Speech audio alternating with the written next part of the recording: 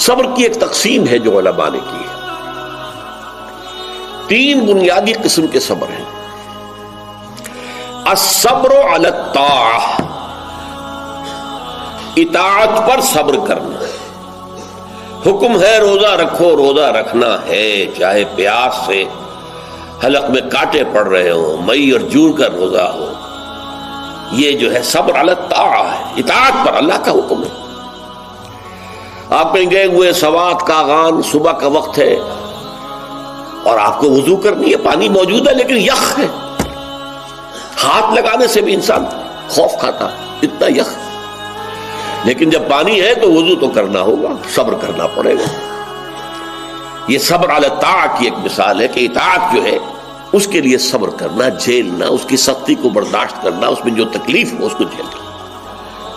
اللہ یہ کہ انسان بیمار ہو اور اندیشہ ہو کہ اتنے ٹھنڈے پانی کے استعمال کرنے سے جان جانے کا اندیشہ ہو، وہ بات دوسری ہو جائے گی. لیکن ایک آدمی صحت مند ہے، کوئی ایسا عذر نہیں ہے، کوئی بیماری نہیں ہے، تو اسے بہرحال وضو کرنا پڑے گا. اس لیے کہ وضو جو تیمم کی شرط ہے کہ پانی موجود نہ ہو، وہ شرط یہاں پوری نہیں ہے، پانی تو اویلیبل ہے.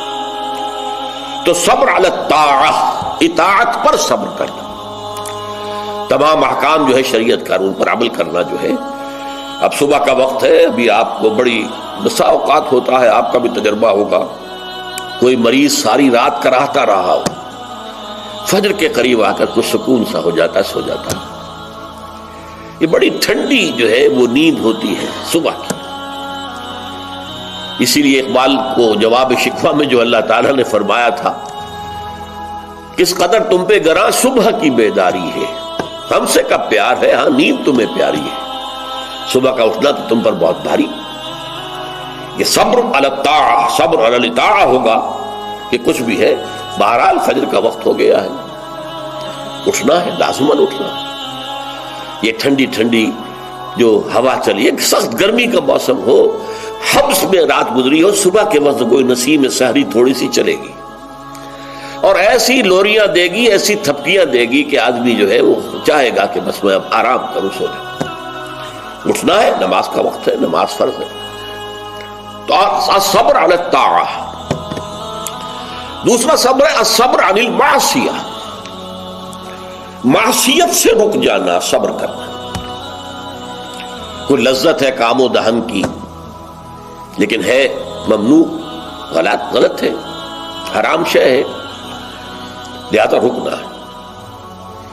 یہ ہے صبر عن المعصیہ. وہ ہے صبر علی الاطاعہ، اور یہاں آئے گا عن الصبر عن المعصیہ، معصیت سے اپنے آپ کو روکنا، بچانا. ٹیمپٹیشنز کتنی بھی ہوں، کتنا بھی جو ہے اس کے لیے آپ کے نفس کی طرف سے تقاضا ہو رہا ہو، کتنا ہی اندر سے وہ جذبہ ابھر رہا، روکنا، تھامنا، بند لگا دینا آگے. یہ صبر. تیسرا صبر ہے صبر علی البلاء یا صبر علی الایذاء،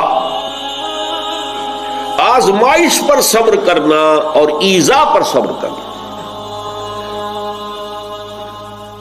اور صبر عن التبع، یہ صبر علی البلاء جو ہے، اللہ تعالیٰ جو امتحان لیتا ہے انسان کا، ابتلاء، آزمائش،